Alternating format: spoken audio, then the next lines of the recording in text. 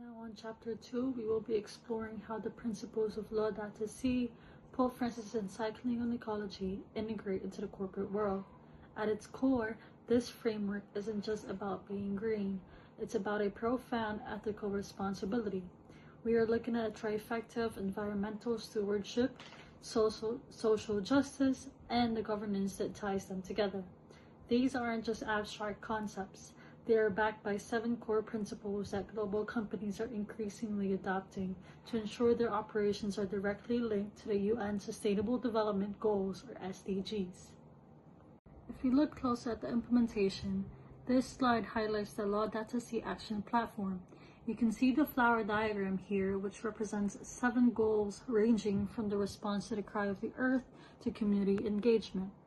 This visual shows us that the business success is no longer a vacuum. By aligning corporate strategy with these 7 sectors, companies can move beyond mere profit, seeking toward integral ecology. This approach ensures that every business decision considers its ripple effect on the planet and a global community. Good day, everyone. For this slide, we focus on the first LAUDATO principle, which is the response to the cry of the earth, using Patagonia as an example. Patagonia is a company known for its strong commitment to environmental responsibility. One of its key practices is being part of the 1% for the Planet initiative, where it donates 1% of its sales to environmental causes. This shows that the company is not just focused on profit, but also on giving back to the planet. In addition, Patagonia uses recycled materials in many of its products. This helps reduce waste and lower the demands for new raw materials, which in turn minimizes environmental damage. Looking at the analysis, Patagonia goes beyond just sustainability. Instead of only trying to reduce harm, it follows a restorative approach, meaning it actively works to improve and restore the environment. This example also connects to several SDG, including the climate action by reducing environmental impact, life on land by supporting conservation efforts, and responsible consumption by promoting ethical production and use of materials. Overall, Patagonia shows how businesses can respond to the cry of the earth by taking real, meaningful action to protect and restore the environment. Now let's move on to the second LAUDATO principle, which is the response to the cry for the poor. This principle focuses on justice, especially for vulnerable and marginalized communities who are most affected by environmental and social issues. A good example of this is Unilever, a global company that integrates social responsibility into its business practices. First, Unilever supports smallholder farmers, helping them improve their livelihoods and ensuring they're included in the global supply chain.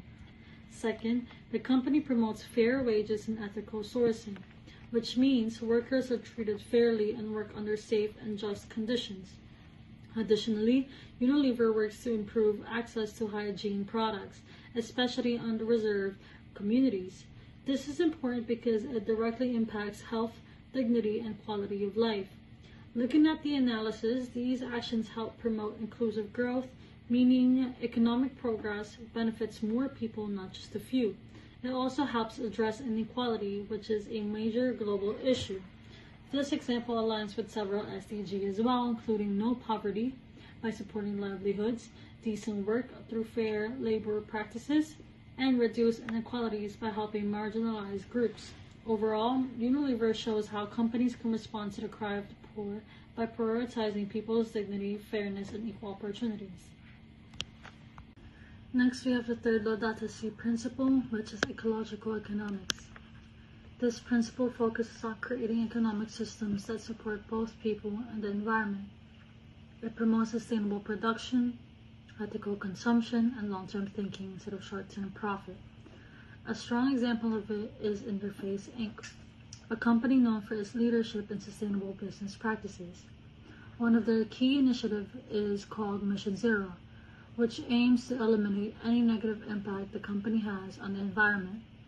They also follow a circular economy model, where materials are reused and recycled instead of being thrown away. This helps reduce waste and conserve natural resources. In fact, Interface even uses recycled materials, such as old fishing nets, to create new products This not only reduces pollution, but also provides additional income opportunities for communities.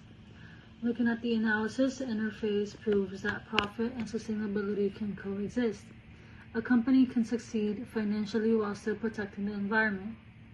This approach supports several SDG, including industry, innovation, and infrastructure, through sustainable business models, responsible consumption and production by reducing waste, and climate action by lowering environmental impact. Overall, interface shows that the businesses can redesign their systems to be both profitable and environmentally responsible at the same time.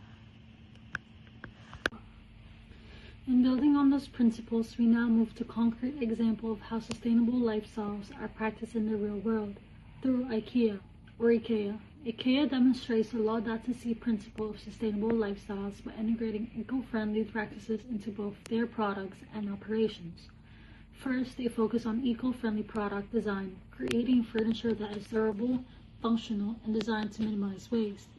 Second, they prioritize the use of renewable and sustainable materials, such as responsibly sourced wood and recycled inputs. Lastly, IKEA promotes circular consumption through buyback and recycling programs, encouraging customers to return used furniture instead of discarding it. These practices do not just benefit the environment, they also influence consumer behavior. By making sustainable options accessible and affordable, IKEA encourages people to adopt more responsible consumption habits in their daily lives. In terms of global impact, IKEA's initiatives align with several SDGs. These include sustainable cities and communities by promoting efficient living spaces, responsible consumption and production through recycling and material use, and affordable and clean energy as the company invests in renewable energy solutions. Overall, IKEA serves as a strong example of how businesses can actively promote sustainability while shaping more conscious and responsible lifestyles among consumers.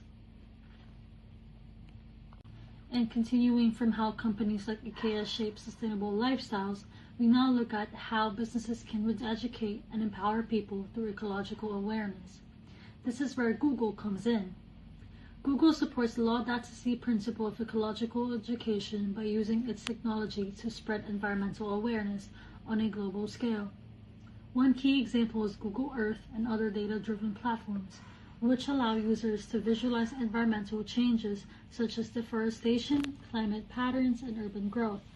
These tools make complex environmental issues easier to understand for the general public.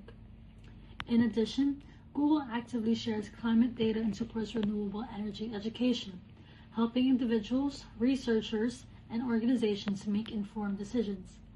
The company also publishes transparency reports on its carbon neutrality goals and sustainability progress, reinforcing accountability and trust.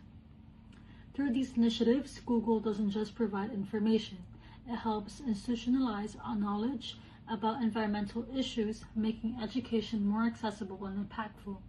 In terms of SDG alignment, Google contributes to the quality education by providing free access to knowledge, climate action by raising awareness and supporting solutions, and partnerships for the goals by collaborating with governments and non-government organizations and other organizations. Overall, Google shows how technology can be a powerful tool in promoting ecological education and inspiring collective action towards sustainability. And after seeing how technology can educate people about environmental issues, we now move to a deeper dimension of sustainability: ecological spirituality, as demonstrated by the Body Shop. The Body Shop reflects the LAUDATO principle of ecological spirituality by integrating ethics into its core business practices. The company is widely known for its cruelty-free products, strong stance against animal testing, and commitment to community fair trade sourcing.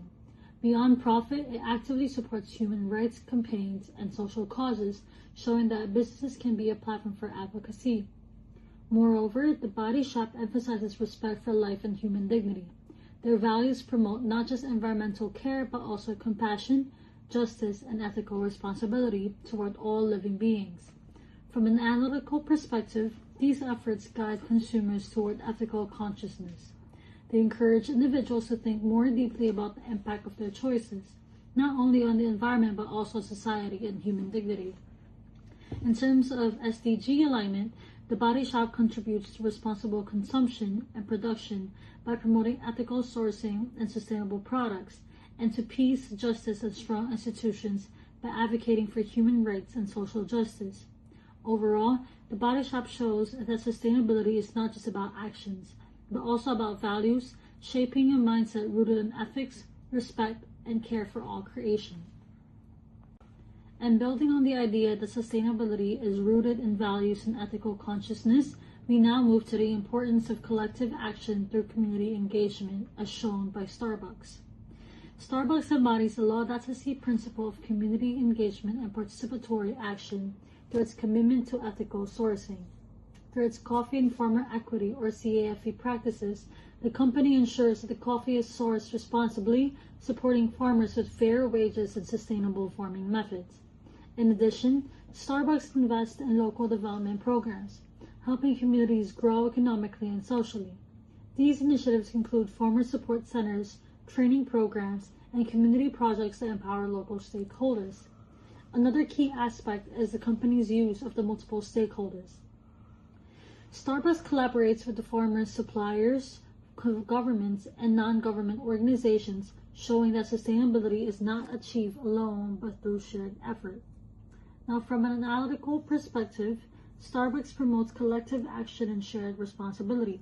It highlights that solving environmental and social issues requires cooperation among different sectors of society. In terms of SDG alignment, Starbucks contributes to decent work and economic growth by supporting fair labor practices, partnership for the goals through collaboration with various stakeholders, and zero hunger by helping improve agricultural productivity and farmer livelihoods. Overall, Starbucks demonstrates that true sustainability is a shared journey, one that involves communities working together toward a common good. Now, as we gather these examples, Patagonia, Unilever, Interface Inc., IKEA, Google, Body Shop, and Starbucks, we can see that businesses play a powerful role in shaping a more sustainable and just world. But ultimately, it is our everyday choices that bring these principles to life through conscious consumption, ethical decision-making, and active participation in our own community.